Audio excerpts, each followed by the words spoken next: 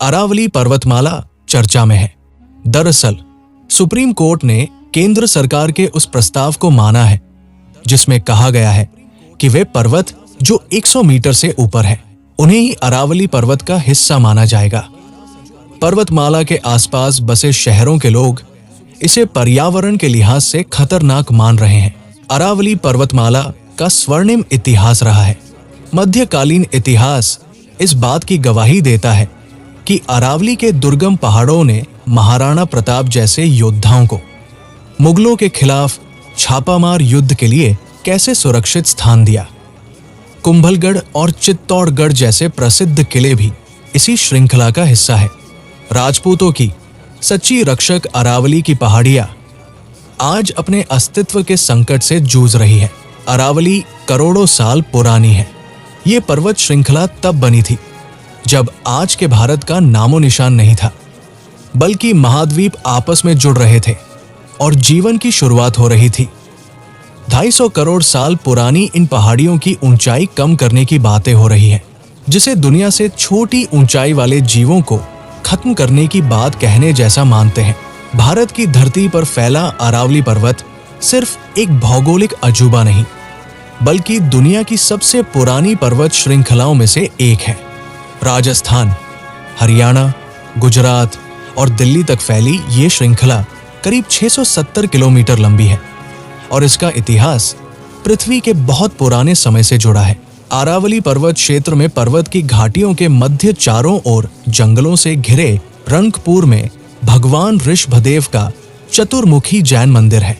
रंगपुर मंदिर उदयपुर से 96 किलोमीटर की दूरी पर है। देश भर में मां शाकंभरी के 3 शक्तिपीठ हैं। इसमें से 2 अरावली पर्वत क्षेत्र में स्थित है। महाभारत काल में पांडव अपने भाइयों व परिजनों के साथ अरावली की पहाड़ियों में रुके थे। महाभारत के अनुसार ये क्षेत्र असुर राज वृषपर्व के साम्राज्य का एक भाग था और यहाँ पर असुरों के कुलगुरु शुक्राचार्य निवास करते थे। इसी स्थान पर शुक्राचार्य की पुत्री देवयानी का विवाह नरेश ययाति के साथ संपन्न हुआ था। देवयानी को समर्पित एक मंदिर झील के पास स्थित है। एक अन्य मान्यता के अनुसार शाकंभरी देवी चौहान राजपूतों की रक्षक देवी है। भगवान श्री कृष्ण ने द्वारिका के बाद एक और नगर बसाया था जिसे वैकुंठ कहा जाता था।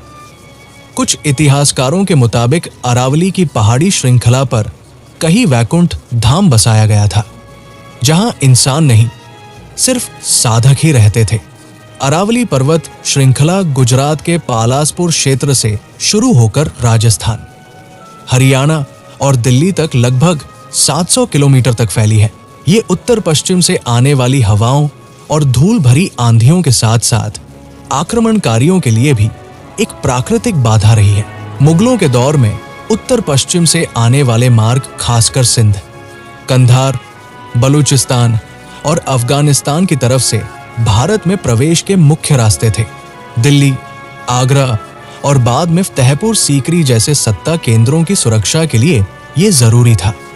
ये पहाड़ियां उबड़ खाबड़ भूभाग, संकरी घाटियों और घने जंगलों के कारण बड़े सेनाबलों की तेज और सीधे मार्ग से आवाजाही को मुश्किल बनाती थी।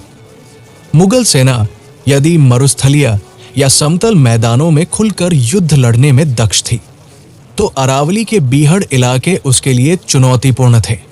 इस प्रकार ये पर्वत श्रृंखला स्वाभाविक रूप से उत्तर भारत के लिए एक बफर जोन की तरह काम करती थी। मुगलों के समय अरावली केवल भौगोलिक अवरोध नहीं थी, बल्कि इसकी गोद में बसे अनेक राजपूत राज्यों और किलों ने इसे एक सैन्य सुरक्षा जाल का रूप दे दिया, जैसे कुंभलगढ़, चित्तौड़गढ़, रणथंभौर, अचलगढ़, तारागढ़, अजमेर, जयगढ़, आमेर, जयपुर जैसे अनेक दुर्ग इस पर्वत श्रृंखला से जुड़े हुए हैं। इन किलों में से कई मुगलों के खिलाफ लंबे समय तक प्रतिरोध के प्रतीक रहे। अरावली के बिहड़ों में स्थित ऐसे किलों पर सीधी चढ़ाई करना, घेराबंदी के लिए रसद पहुंचाना और भारी तोपखाने को ले जाना आसान नहीं था। इस कारण मुगलों को कई बार स्थानीय शासकों से संधि और वैवाहिक संबंधों का मार्ग अपनाना पड़ा। इस दृष्टि से अरावली ने दोहरी रक्षा दी।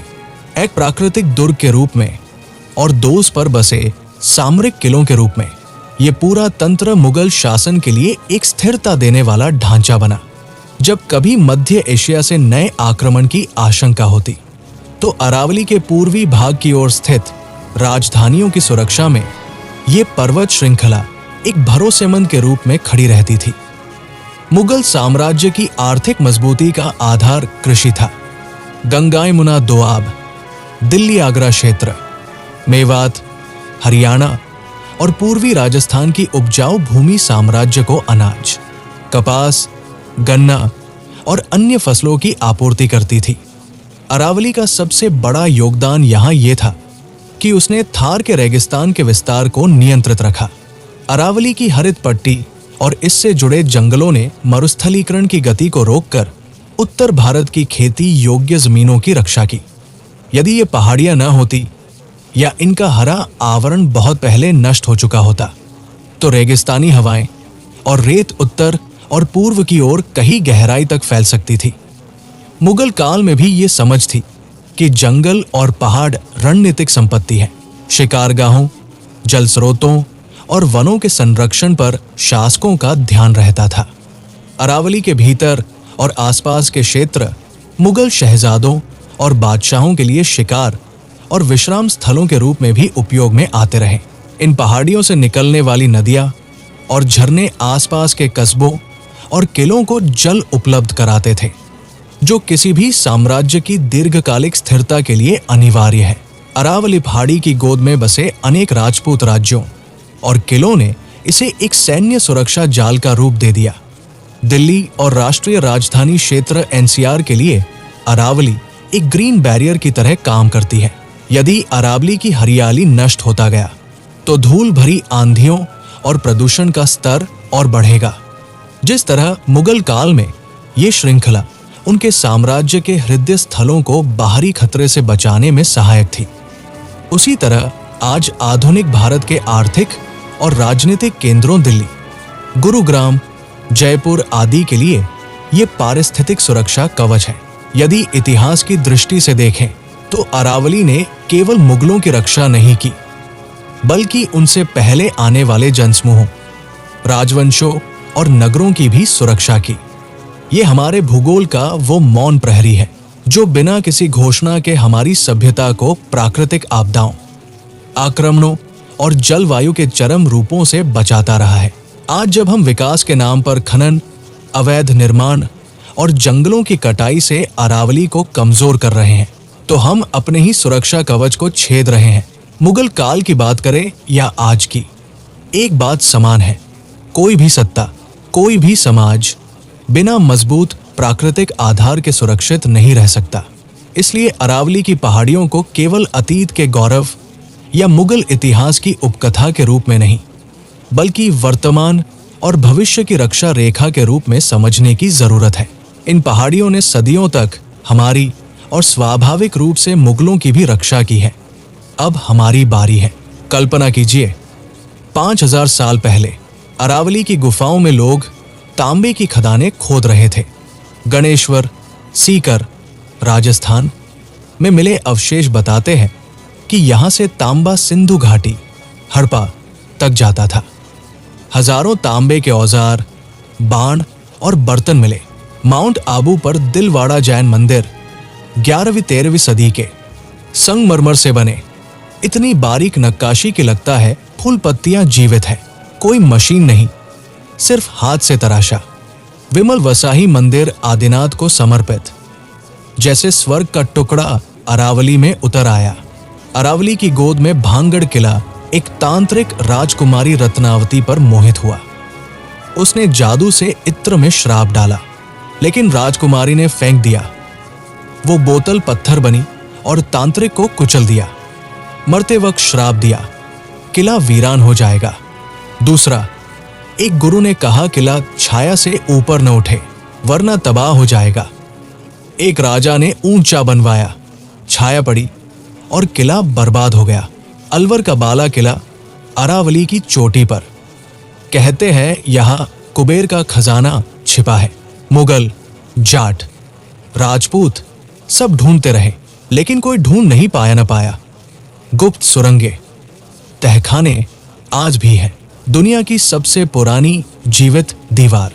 अरावली कोई साधारण पहाड़ी नहीं, ये पृथ्वी की सबसे प्राचीन पर्वतमाला है। उम्र करीब 2.5 से 3.5 अरब साल। डायनासोर आने से पहले, हिमालय बनने से पहले, जब महाद्वीप अलग हो रहे थे, तब ये बनी। कभी ये हिमालय से भी ऊंची थी, लेकिन लाखों साल के हवा पानी ने इसे घिसकर छोटा कर दिया। फिर भी ये लाइफलाइन है, थार के रेगिस्तान को रोकती है, नहीं तो पूरा उत्तर भारत रेत का सागर होता।